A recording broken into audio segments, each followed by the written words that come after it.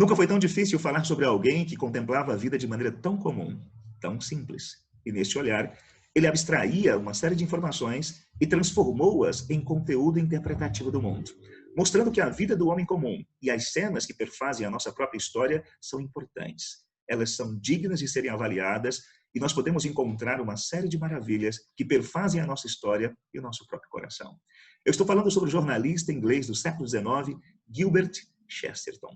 O meu contato com Chesterton foi absolutamente superficial. Há quase 20 anos atrás, quando eu estava em São Paulo fazendo o meu curso, eu tive contato com Chesterton nos corredores da universidade. Sobre uma mesa, contemplei um determinado livro, São Tomás de Aquino, Chesterton. No entanto, naquele período, naquele contexto, os meus olhos não ficaram fixos. Foi um olhar superficial. Eu estava completamente inteirado ou envolvido com a literatura que havia sido posta, ou a literatura que formava o quadro de referência da minha experiência de compreender o mundo. Há quase 20 anos depois, hoje eu tenho contato com Chesterton, contato com outras obras, com outros conceitos, e contato por conta da Sociedade Chesterton do Brasil, que acabou traduzindo uma série dessas obras e que nos permitem agora, mais uma vez, ter o contato com a visão deste homem tão singular. O livro que atualmente eu tenho lido, Tremendas Trivialidades, é o resultado da escrita de Chesterton no jornal durante 12 anos, no Daily News. Nesse jornal ele coloca uma série de crônicas que nos fazem pensar um pouco sobre a nossa rotina, sobre a nossa existência. A crônica de hoje conta a história de dois meninos que estão no jardim, Paulo e Pedro, e que aparece uma fada inusitada, e ela concede a esses dois meninos a possibilidade de realizar os seus desejos. Paulo, guiado pelo seu desejo, suplica que gostaria de se transformar em um gigante. E isso de fato acontece. No entanto, quando ele se transforma num gigante e começa a caminhar por todos os mundos, tendo contato com todas as culturas, cenas, ele percebe que a vida era absolutamente pequena e, portanto, acaba perdendo o desejo de conhecer. Deita-se e, infelizmente, acaba morrendo. O outro, Pedro, guiado pelo seu desejo, suplica à fada que gostaria de se transformar num pigmeu, em um sujeito muito pequeno. E ali no seu próprio jardim, ele começa agora a contemplar coisas que antigamente não via. No jardim da sua casa, ele contempla uma variedade de coisas incomuns, sensacionais e extraordinárias. Nessa parábola, nessa metáfora criada por Chesterton, ele chama a nossa atenção para essa questão das grandes coisas e das coisas comuns.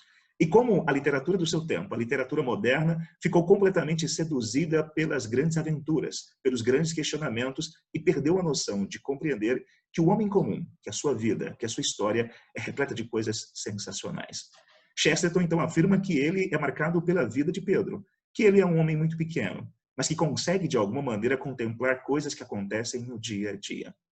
É óbvio que essa crônica existem tantas outras coisas que podem ser abordadas e avaliadas, mas hoje, a título de introdução, eu gostaria que você pudesse pensar um pouco sobre a dimensão das nossas escolhas, o que nós queremos. E é muito importante compreender que eu posso ter experiências de libertação e posso ficar maravilhado com coisas comuns que acontecem na minha vida dia a dia, mas que por vezes, por conta da formação cultural que temos, ou que por conta da formação intelectual que recebemos, nós imaginamos que a vida só se torna especial quando atingimos os ideais planejados, introjetados na nossa mente, no nosso coração. O nosso desafio todos os dias é compreender que a nossa vida é singular e que nas coisas mais simples dessa vida eu posso contemplar os sinais da graça, do amor e do poder de um Deus que conhece perfeitamente o meu coração. Ou seja, quando eu olho para Chesterton, eu percebo que ao caminhar pelos desertos ou caminhando pelo sertão, eu posso me maravilhar, ver coisas sensacionais.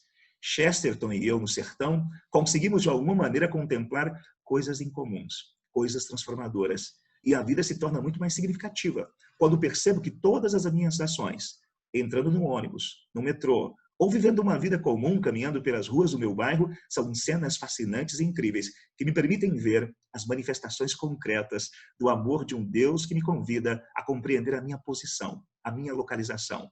Nós somos pequenos, guiados pelas mãos de um Deus que nos dá a possibilidade de conhecê-lo. Mas isso não significa que nós não tenhamos a possibilidade de pensar, de analisar. Significa que Deus nos convida a ter uma experiência de viver a vida sob a sua perspectiva. Uma perspectiva referencial, compreendendo que nós somos guiados pela sua graça e pelo seu poder. Com Chesterton, eu percebo que a vida é singular e, portanto, gostaria de desafiá-los a conhecer ainda mais a literatura e a obra de Chesterton. Um grande abraço e até mais.